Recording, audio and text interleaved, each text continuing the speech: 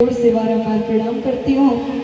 और दूर दराज से आए हुए ब्राह्मण समाज, संत समाज, विद्युत समाज, भक्ति स्वरूपाएं माताएं, गौरी स्वरूपाएं बहनें एवं नन्हे मुन्ने बाल गोपाल, यहाँ से बाहर तक जहाँ तक भी हमारी आवाज जा रही है तो सभी को व्यासपीठ की ओर से मेरा सादर दृश्य, सादर दृश्य। तो मैया आज कथा का कौन सा दिवस है? कौन सा? तो मैया कल कथा में क्या सिरवड़ किया था? किसी को पता है? आज हम छांटेंगे थोड़ा। जो मैया सबसे ज्यादा बात करती होगी ना, उन्हीं को खड़ा करके पूछूंगी। अच्छा, कल कौन कौन मैया कथा सुनने आई थी? जरा लंबे लंबे हाथ उठाइयो। कौन कौन सी माता कथा सुन रहे हैं? अच्छा, आपके पीछे जो मैया बात कर रहे हैं,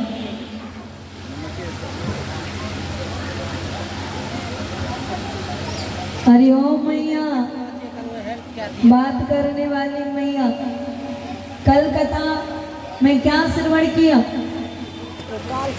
बताइए। अच्छा, आपसे ही बात कर रही थी ना, अब बताइए कथा में कल क्या श्रवण किया। अगर पड़ोसन ने भी बात की तो उससे पूछ लेंगे। ओ मैया, आपकी पड़ोसन बात कर रही है, इनसे पूछो कथा कहाँ चल रही थी कल। परीक्षाएं ना? ओ मैया, हमारी परीक्षाएं मैया बोलती नहीं है। मैया, आपने कल कथा श्रवण की, कथा में क्या श्रवण किया? कल कौन कौन से प्रसंग चले याद है? परीक्षित जी महाराज, ओ परीक्षित जी महाराज, आपको याद है कल कथा में क्या श्रवण किया? कल कथा श्रवण की आपने, तो कौन कौन सी कथा श्रवण की? आप लोगों को किसी को पता है? लग रहा है कथा आर पार जा रही है, इस कान से सुनना है, दूसरे से निकल जा रही है ना। आप लोग राधे, आप लोग मैया बातें बहुत करती हैं। आप लोगों ने सती चरित की कथा सुनी, लेकिन आपने दिमाग में नहीं बिठाई। और जब कथा नहीं सुनती हो ना, तो आपके लिए कथा बिथा बन जाती है। कथाएं नहीं सुनोगी, बिथा बनेगी। आने वाली पीढ़ी को आप क्या बताओगी? अपने बच्चों को क्या संस्कार दोगी कि बेटा ससुराल जाकर नीले ड्रम में पैक कर देना अपने लाडले को? यही दोगे सब संस्कार। जब आप लोग कथा श्रवण ध्यान से नहीं करोगे तो फिर हमारा कथा सुनाना बेकार है, आप लोगों को कथा में आना बेकार है। घर से पतियों से कह के आते हैं मंदिर जा रहे कथा श्रवण करने। कभी अपने बेटों से कहती बेटा आज हमने कथा में ये सुना है, कभी बेटी से कहती वीडियो बनाने जो है बीक जमा कर कहती हो, फिर आप लोग भूल कैसे जाती हो? तो कल हमने कथा में श्रवण किया, हम खुद भूल गए। आप लोग भी याद नहीं रखते हो तो हम भूल जाओगे। कल हमने मैया रुक्मणी के विवाह की कथा श्रवण की। कल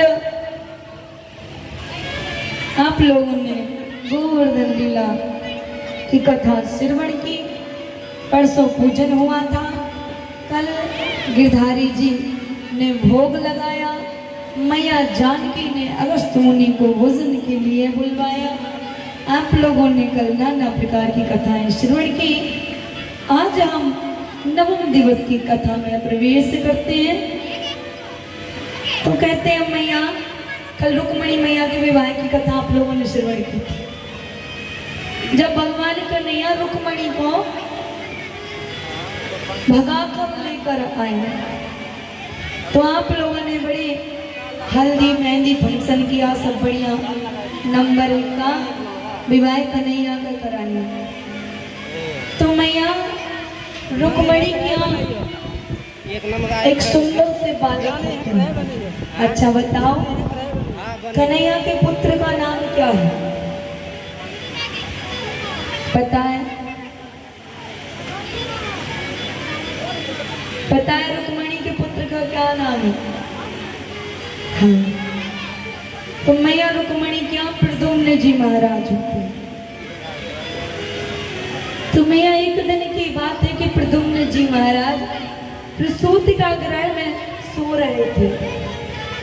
तो एक सम्रासुर नाम का दैत्य आता है और प्रद्युम्न जी महाराज को उड़ा ले जाता है। जैसे उठा करके लेकर आया तो देखा कि समुद्र है, तो ऊपर से समुद्र में ही फेंक दिया। जब उस समुद्र में फेंका तो एक मछली इनको निगल जाती है। एक मछली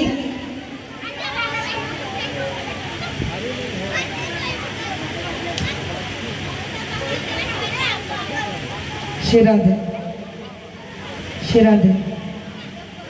कहा महाराज, जब सम्रासुर नाम के दैत्य ने प्रद्युम्न जी महाराज को फेंका समुद्र में तो मछली प्रद्युम्न जी महाराज को निगल जाती है। एक दिन की बात है कि मछुआरा आता है और मछुआरा मछली पकड़ने के लिए जाल डालता है। अब जाल में मैया वो मछली फंस जाती है। जब जाल में मछली फंसी तो इस मछली को काटा गया। जब इस मछली को काटा गया तो सम्रासुर की यहाँ विद्यावती नाम की एक स्त्री भोजन बनाने का कार्य करती थी। तो आज वो मछुआरे ने वो मछली को जैसे ही काटा तो उसके गर्भ में जो बेटा था प्रद्युम्न जी महाराज, तो प्रद्युम्न जी महाराज को विद्यावती को दे दिया। कहा कि आप इसका लालन पालन करो।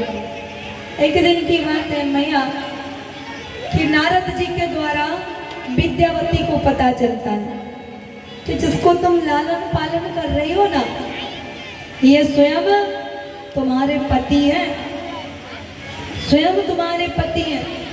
लेकिन भगवान भोलेनाथ के श्राप के कारण आप लोगों को अलग होना पड़ा। लेकिन एक वरदान था कि भगवान के द्वारा ही द्वापर में भगवान के द्वारा आप लोगों का मिलन हो। तो जब कामदेव को भगवान ने भस्म किया तो महाराज कहते हैं जैसे भस्मासुर है, भस्मासुर भगवान से कहने लगा मुझे वरदान दो। भाई कैसा वरदान? बोले हमें ऐसा वरदान चाहिए कि मैं जिसके ऊपर भी हाथ रखूं वो भस्म हो जाए, वो भस्म हो जाए।